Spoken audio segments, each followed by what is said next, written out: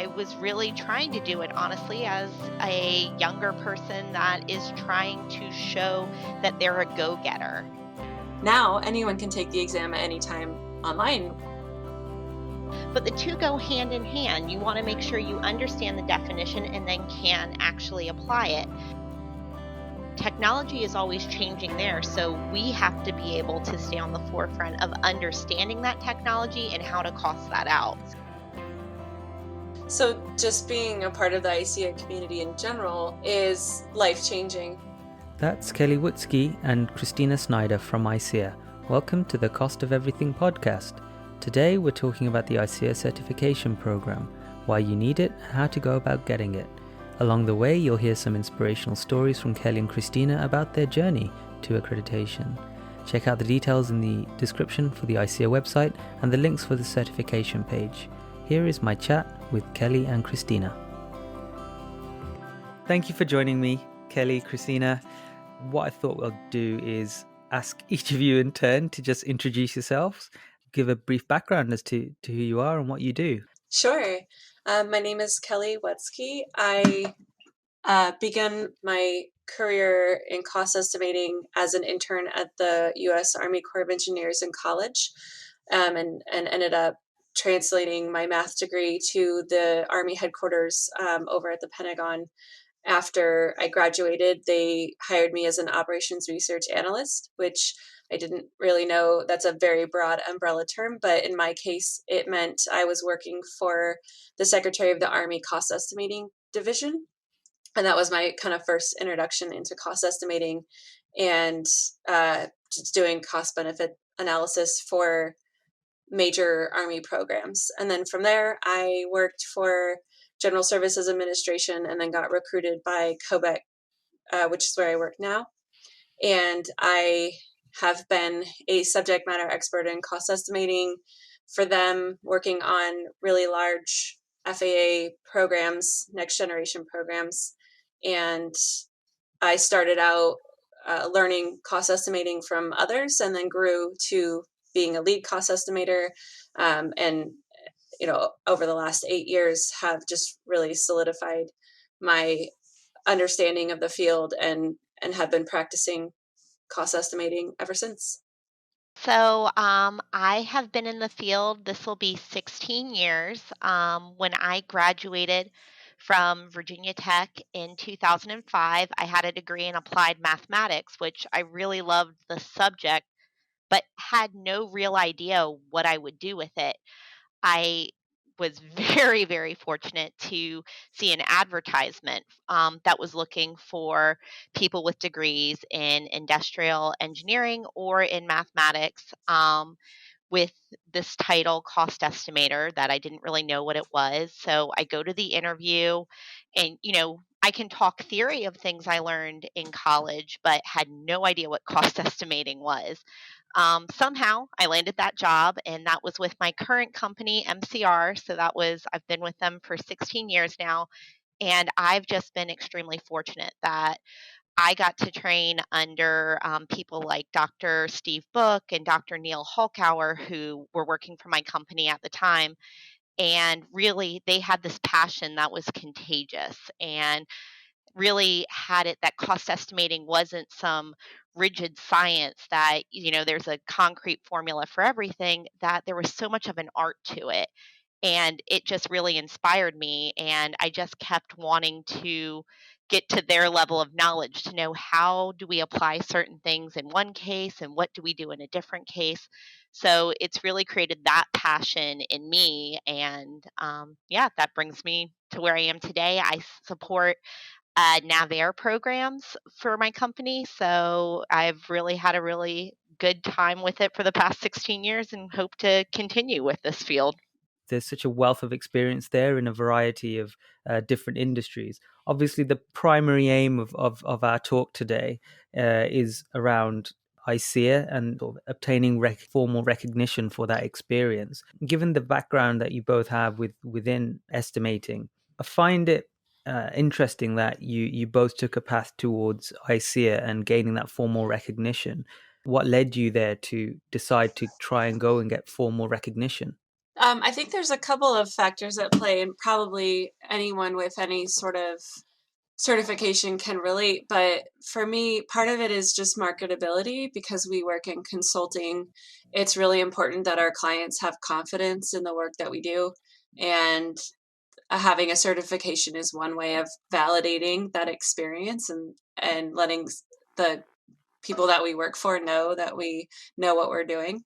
But also just having some community standing in the field as well, just demonstrating the competency, just like any other certification, is really important.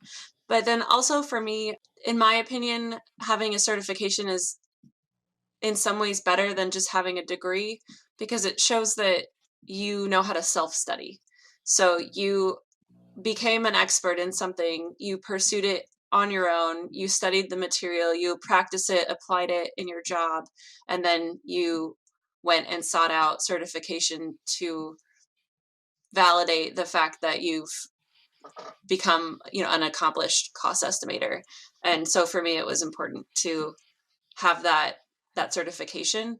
So, we'll go back to when I started deciding I would want to pursue certification. In 2008, I ended up following my husband to his graduate degree program. It seems so crazy to say now, but I had to convince not only my company, but my customer to allow me to telework. And this isn't 2020 when everybody went telework. This is back in 2008. And it was really, there were a lot of people against it, and making sure that you're still working. And I got them to agree to it on a trial basis. And so I was working from home, and it really created this like desire to prove that I was working, because there was such a negative attitude towards it. I really felt like I had to prove that I was still able to produce the same quality of work at home. Um, Fast forward a little bit to 2011, and I'm pregnant with my first son. And I'm on maternity leave, and I'm sitting there going, how are they going to think that I'm actually still capable of this? How, as a working mom who's at home, how do they know I'm not just sitting there taking care of my baby? And also starting to think about, at that point, I'd been in the field for 7 years, and it was, is this a job, or is this my career? Is this my profession? And like I said, I was really having that passion that I really love what we do in cost estimating. So I decided I wanted to prove to my company, is what I said it was, but to prove to my company that I was still one of the top estimators. That's why I wanted to get certification. But looking back now, I really think I wanted to prove it to myself. I really wanted to show that I can kind of have it all and be this working mother who also is one of the top cost analysts within my company and within the ICEAA community. Sort of the balancing and then trying to convince the organization to back you almost to do these qualifications as well. It sounds like a lot of things that people can connect to and really would benefit from understanding a bit more. But just to take it back, I think, to a point that you raised, Kelly, and I think one thing that I was just jumping back to, and it's really around how you came across ICEA specifically, Mm-hmm. because I know that personally, when I went and searched around for formal recognition, formal qualifications, ICEA was one of the ones that came up. But what made ICEA stand out? Oh, that's a great question. So when I worked for DASA CE at the Pentagon, we had a choice between attending either the ICEA conference, or attending the Moores conference. And really, I guess it was just fate or the universe pushing me in the right direction. I really think I found my community by choosing ICEA. It just appealed to me more after looking at the offerings, and it seemed a little bit more relatable to my work, because I was doing cost benefit analysis and not necessarily process engineering or other manufacturing type, Lean Six Sigma type work that other people might do as an ops research analyst. So way back then. I don't want to age myself, but I decided to go to the ICEAA conference, and as I think the first year I just attended to learn, and really loved it, and then was inspired to do interesting work and write about it and maybe present. And so ever since then I've been attending or presenting in some capacity since I think 2011 was my first conference. So that's how I stumbled across ICEA, but really just after that first conference I was completely hooked. I had networked with so many people and kept in touch with them throughout my career that, looking back, I'm just really grateful to have had that exposure and support from my Army colleagues to attend. And ICEA really is very much recognized in a lot of government agencies, but DASA CE was a big supporter of ICEA at that time, and so everyone kind of knew what ICEA was, and really enjoyed attending. And it might be different now, but it was very much ingrained in the culture at that time. So I would say what got me involved with ICEA to begin with is I was really fortunate. Again, it's kind of, I guess, serendipitous. That I'm so involved in ICEA now because some of the MCR leadership that were above me, and I'm a junior trying to impress my leadership, they all were members of ICEA, and we had many former presidents and former people that were on the ICEA board back before ICEA was ICEA in our previous organization, SKIA. So, I was really trying to do it honestly as a younger person that is trying to show that they're a go getter. And as I started to echo Kelly's comments, I was nodding my head as she was saying that. I got hooked at my first conference. You walk around and you attend these presentations, and you just realize how smart the community is, and all these great ideas, and people who are working on these problems that are unique in their own right, but also similar to yours. And the conversations that are had between the sessions, it was just like nothing I'd ever experienced in college, nothing like just sitting at the desk. It really, again, hammered home this is a profession of experts, and it's a smaller community than one would think. I'm not positive where our membership sits right now. I know we're over 1,000 members, but when you look around, it's the same faces that keep coming back year after year to the conferences because all of us are eager and passionate and want to do better and learn more and keep pushing the cutting edge of this field. It's all about sort of finding your community. And I think just another point, based on what you said there about being a junior or a younger person, trying to, I guess, make your voice heard as well Mhm. in some sense. But how did you convince the organization to back you to do the qualification? I guess in true cost estimating ways, did you have to present a business case? Thankfully, no. My leads were also certified estimators at the time. And so when I mentioned it was something that I was interested in, they really had my full backing.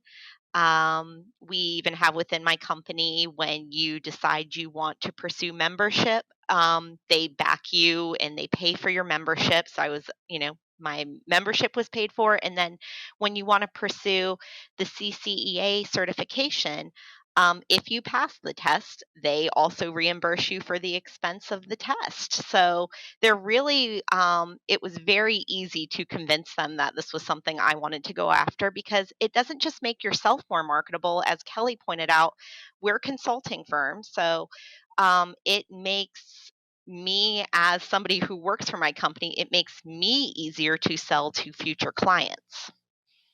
The other part of the question that I wanted to go back and ask, the work-life balance, and I think yours is a little bit more extreme from what you mentioned there, Christina. So it was around balancing training and studying for this qualification with a young child as well. How did you manage that?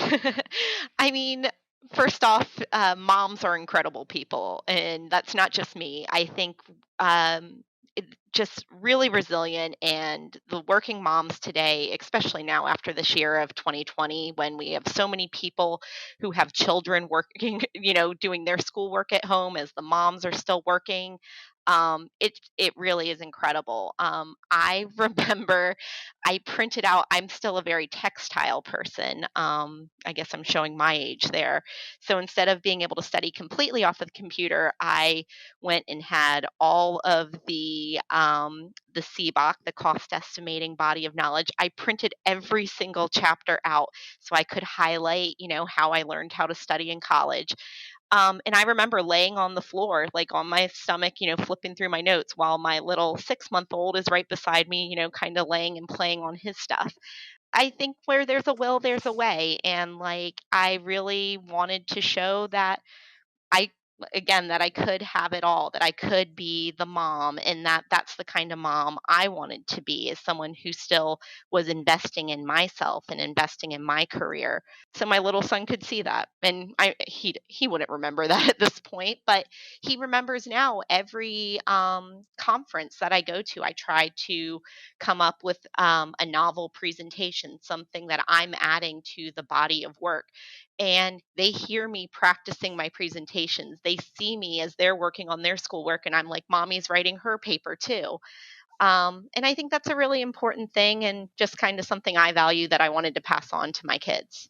I've certainly enjoyed some of the webinars that I've seen as well, Christina. Especially, I think there was one you did on data visualization, and that was really cool. Coming back to you as well, Kelly. How did you go about balancing things? So this is probably a little embarrassing to admit, but my company supported, COBAC has supported memberships and certifications for quite some time, but I had really kind of put it off. And so I was at COBAC, and I kept saying in my annual review, I really want to get my certification. I just need to sign up for the exam. And eventually I moved to Seattle to become a remote employee, and that made it a little bit harder. But there was a group that was doing a study group. So people who were already certified in my company, walking through all the modules. And that was really, I think, what I needed to motivate myself, because I was also had 2 young children, and was, I think, even at the time, going for my master's degree, and just had a lot going on. And so I did that. And then I took the first part of the exam, but I had to fly home. I was in town for travel, and at the time the exam was proctored. So I only had time to take it, the first part, before my flight. And I thought, I'll just take the first part and get the PCEA, and then I'll worry about the second part later. And so that's what I did. But then I could never get time scheduled for the second part of the exam, because every time they hosted one, it just didn't fit with my travel schedule. And finally, after being one of the primary editors on the major overhaul to the cost estimating body of knowledge, that work was done by COBAC, I realized, like, if I'm rewriting or reviewing the entire CBOC word for word, this would be like no better time than ever to do the second part of the exam. So I actually reached out to ICEAA and asked for the ability to take the second part of the exam late one night while I was in town on travel, and have somebody just proctor the exam with just me in the room.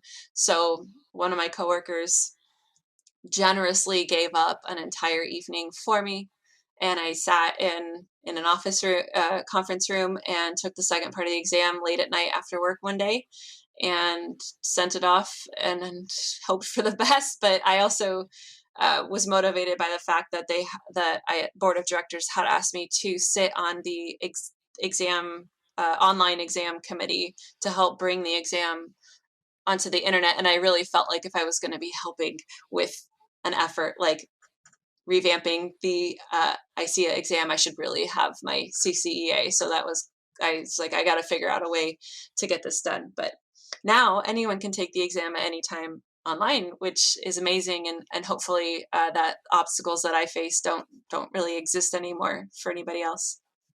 Well, I think it's amazing that both of you have managed to balance so much while still studying and obtaining these qualifications. I have absolutely no excuse. And yeah, so you're really making me feel a bit ashamed that I haven't started it yet. But just on that point, though, Kelly, about these qualifications going online, probably a good time to tell the listeners about what are the ICEA qualifications. Oh, sure.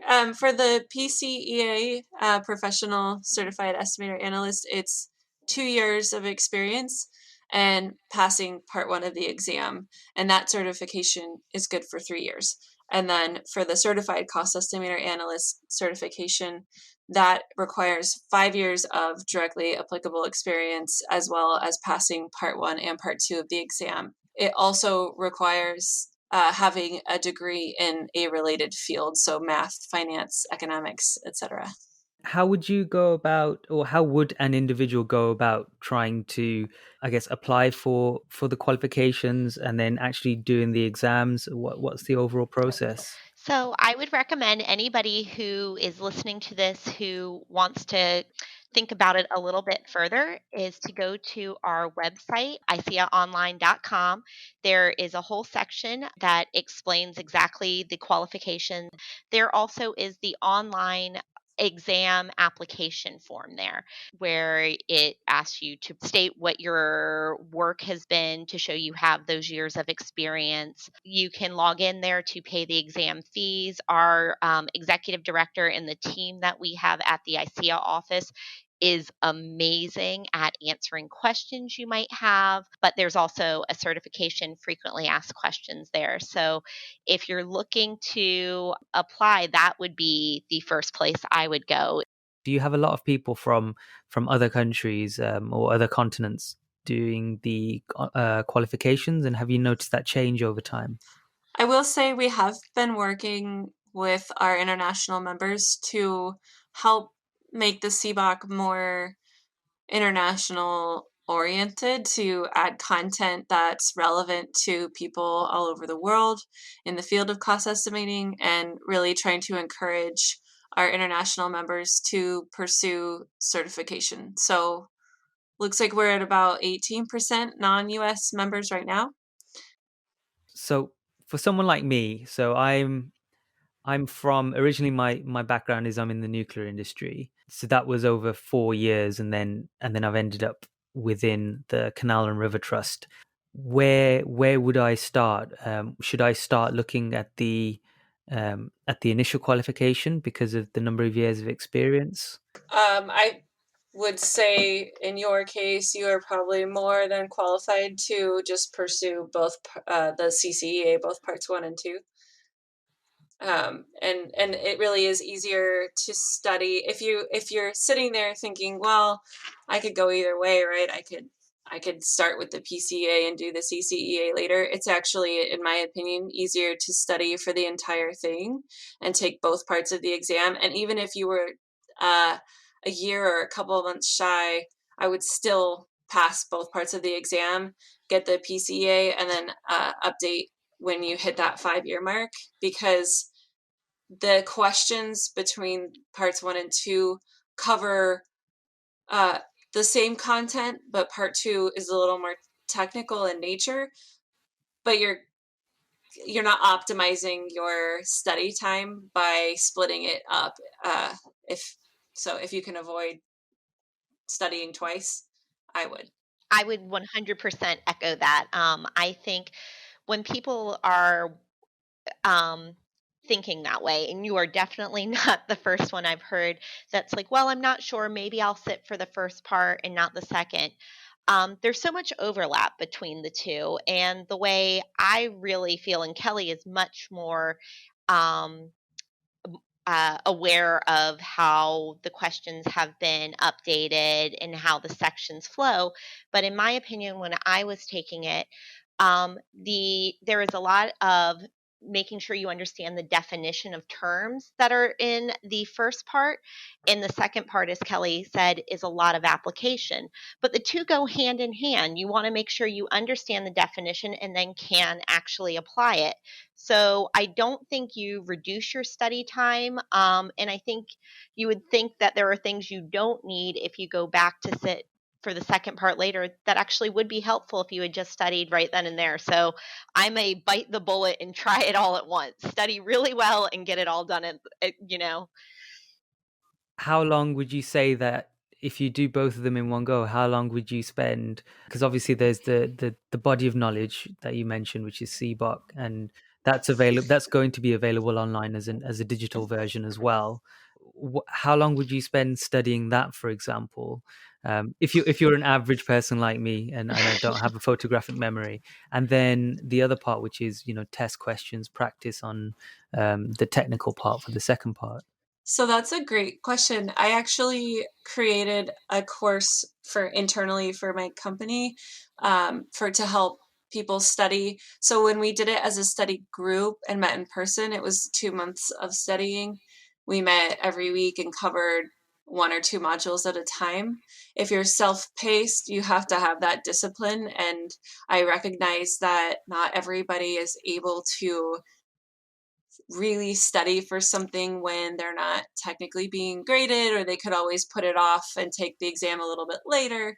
So I created a course to help my colleagues self-study, but in a more structured manner. And I would say it's about 18, it's the 16 CBOC modules and then a practice exam and all that. I would say it is probably ambitious to do 2 modules a week because some of the modules are a lot more intensive, like regression, or the stats module, or even like learning curve has a lot of intense content in there. So 8 to 12 weeks, if you dedicate your time diligently, a good chunk of time each week to cover 1 to 2 modules at a time, and then also making sure you go back and kind of review how far you've come as you go, and then setting aside a couple hours to do the practice exams is probably a reasonable amount of time to study if you're doing it by yourself. Yeah, and I set up a very similar study at MCR, Kelly, and we found we did it was a 3-month program, and as you were saying, some modules you were able to get through really quickly, and especially the early ones. But other ones you do want to make sure you're spending the time on, that you're working through the practice questions, you understand the examples that are being used, because I think that it's really just making sure you have the comprehension as to what is being done within that. Like, especially as you're saying, learning curves, I kind of chuckled because when you're sitting there, you just want to kind of practice them by hand to make sure you understand what's going on in that application. It sounds like it's doable, but you have to be disciplined. And I guess with the exam itself, I mean, it's being moved online, and I saw it recently that about the technology used to invigilate remotely. What is the exam like itself? I guess well, it's the first part. I mean, we mentioned it generally about the first one part being more about the language, the definitions, and things like that. But then also with the technical questions, what's the general?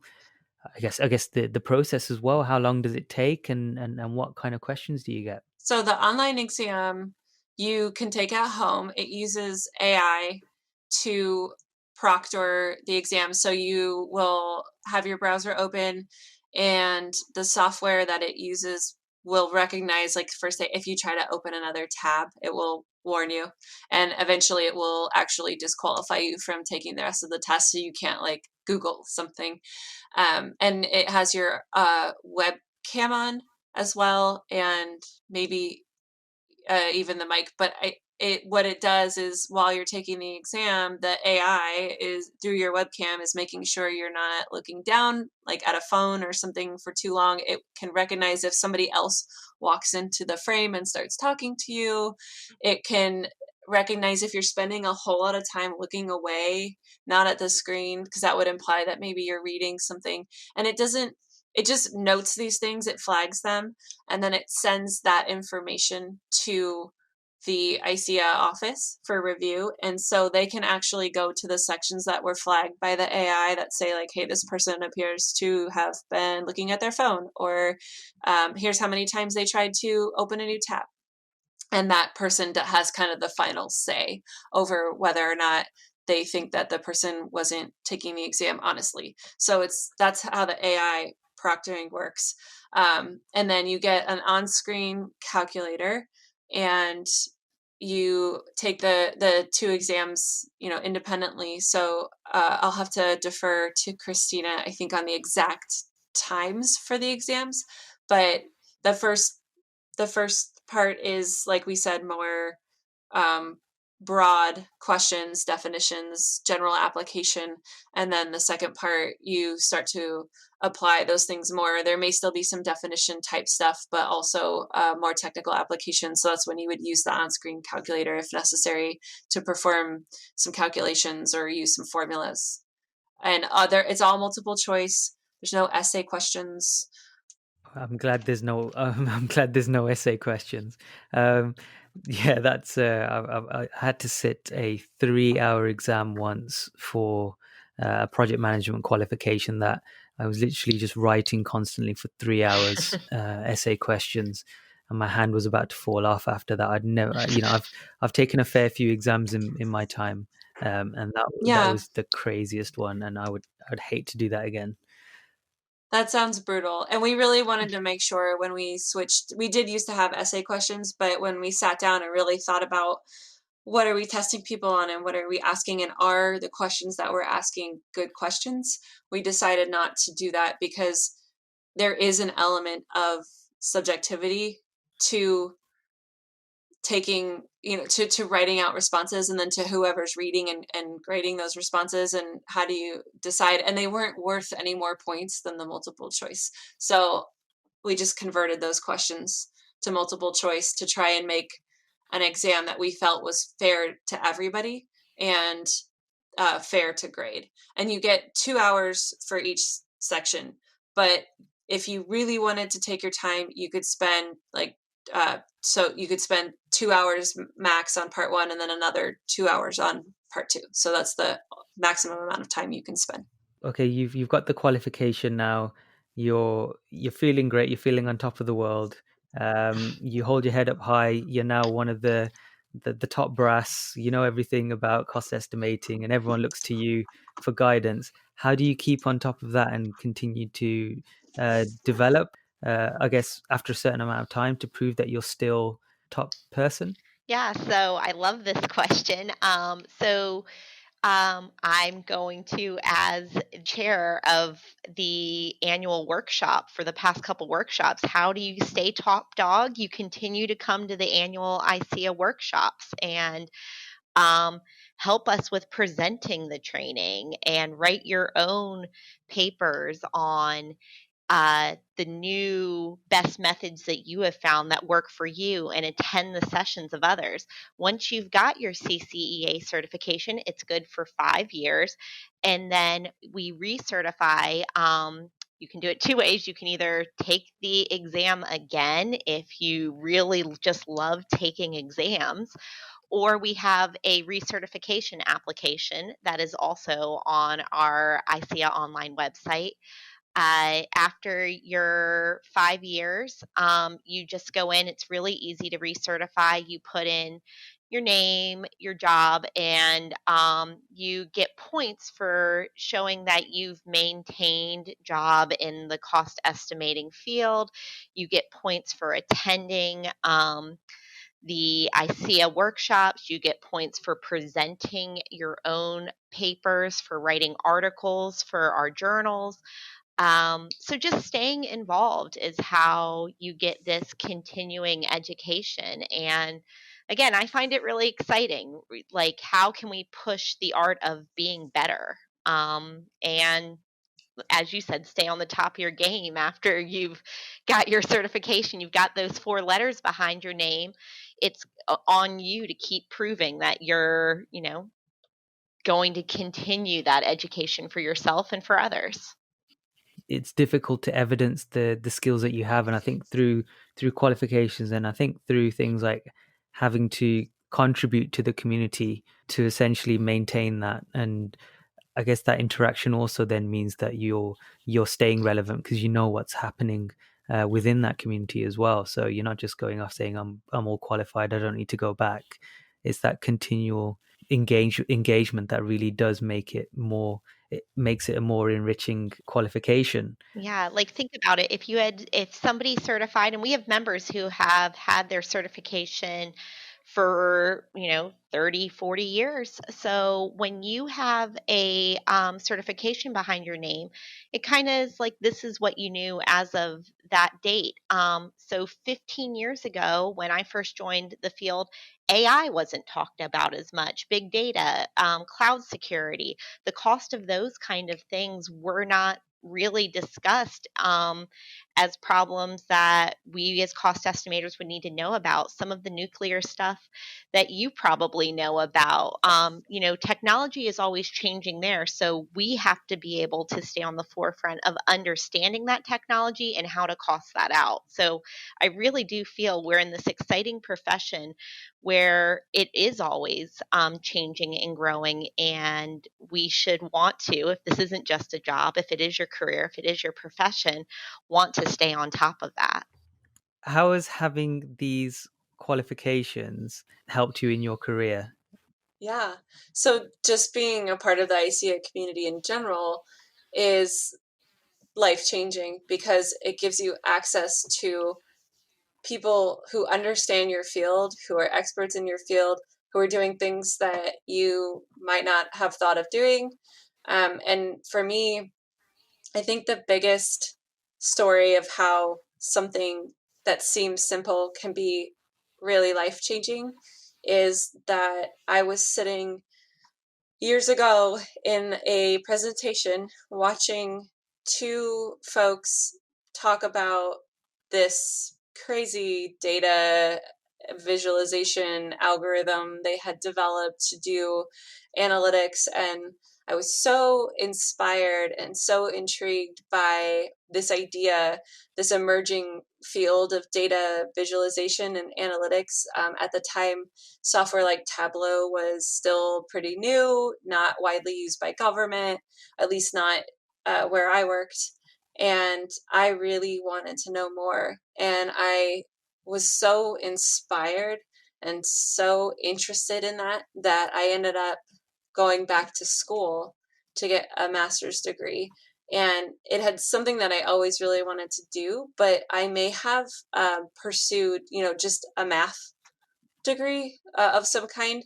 But I ended up going to a program that was for IT administration and management with a specialization in data analytics, all because of that one presentation I sat in on a conference. And I got that master's degree. And for anyone who's done that, that was just a huge personal accomplishment for me, but also a huge professional accomplishment. And I use that work, that degree, every day in my work. I now manage my company's analytics team. I manage our analytics projects. I get to do this crazy thing that I just fell in love with, all because I went to an ICEA conference every single day, and it's my lane. It's what I'm good at, and so it's my career. And so that's, for me, apart from the amazing friendships and the respect and just absolute adoration I have for all of the people I've met through ICEA and continue to be in contact with, that's probably my biggest positive outcome from being an ICEA member. Can I just add, like, when I say moms are just amazing, like, when I hear Kelly's story, like, it almost gives me chills. Like, she is such a smart, awesome person. And if there's anything ICEA has given me that I really, it not just professionally, it's like the personal knowing people like her and so many other of our members that I don't want to sit here and try to name drop because there's just too many to mention. Like these kind of friendships and knowing that there are people like this in our community, it just makes me so proud. They're like, makes me happy for them. But so ICEA, for me, and having the certification for me, like I said, I had just had my son, and I found out I passed, and it was that, excitement of, okay, this is it. And I've continued to work remotely. Like I said, it was new in 2008 when I started it. Everyone's doing it now. I've been able to telework for the past 13 years now. And that's really given me that work life balance and flexibility that has kept me engaged and happy and able to balance the whole working mom situation. But I do work from home, so I miss that face to face interaction. So going back to the ICEA workshops every year, it isn't just the professional um, enrichment that it gives me. It is that I've made contacts like Kelly, who is incredible. It is that I get to have these conversations with people who work for the Government Accountability Office in Washington D.C. and talk about what they're seeing from estimates. It's just a really enriching thing, both personally and professionally. And I think that anybody would, when you find your passion, the best thing you can do is find other people who are also passionate about that same thing. It just, nothing but goodness comes from being around like-minded people who challenge you to push yourself to do better because they inspire you. So like after getting off this call, I'm like, man, I just want to like privately text Kelly and be like, wow, you really are awesome. Like you make me want to be better at my job. And I think that's how we all move forward in the best benefit of ICEA and of continuing to be a part of this community. Oh, Christina, giving me all the feels today. That's a wonderful place to leave our chat for today, and I really appreciate you both coming on the show today. And definitely, Kelly, Christina, I'm gonna have to invite you back to talk more in depth, probably on your specialisms and some of your experiences. But this has been a really interesting and thought provoking conversation. So thank you both for coming on. Yeah, thank you for having me. Thank you so much. I don't know about you, but that was inspiring for me. I've always wondered which route to go down when looking at professional certification in recognition of my skills and experience. ICEA does look like a great way to do it. On the next episode, I talk with Kevin O'Grady all about blockchain and how it can be applied to project cost and contract management. Looking forward to sharing that episode with you. Until then, stay safe and have a great week.